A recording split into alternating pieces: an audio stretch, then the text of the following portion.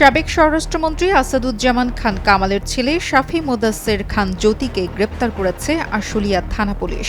ঢাকা জেলার police super Ahmad মুঈদ বিষয়টি নিশ্চিত করেছেন। তিনি জানান, ঢাকা জেলার আশুলিয়া থানায় দায়ের করা একটি মামলায় সাবেক স্বরাষ্ট্রমন্ত্রী আসাদুজ্জামান খান কামালের ছেলে শাফি মোদাচ্ছের খান জ্যোতিকে শুক্রবার রাত 3:30টার দিকে গ্রেপ্তার করা হয়। তাকে জিজ্ঞাসাবাদের জন্য রিমান্ডে নিতে আদালতে পাঠানো হবে।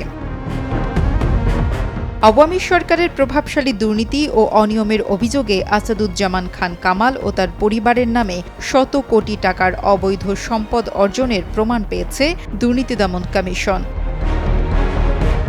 পাশাপাশি সংস্থাটির অনুসন্ধানে আরও 200 কোটি টাকার বেশি মানি লন্ডারিং সংক্রান্ত অপরাধেরও প্রমাণ পেয়েছে সংস্থাটির অনুসন্ধান টিম।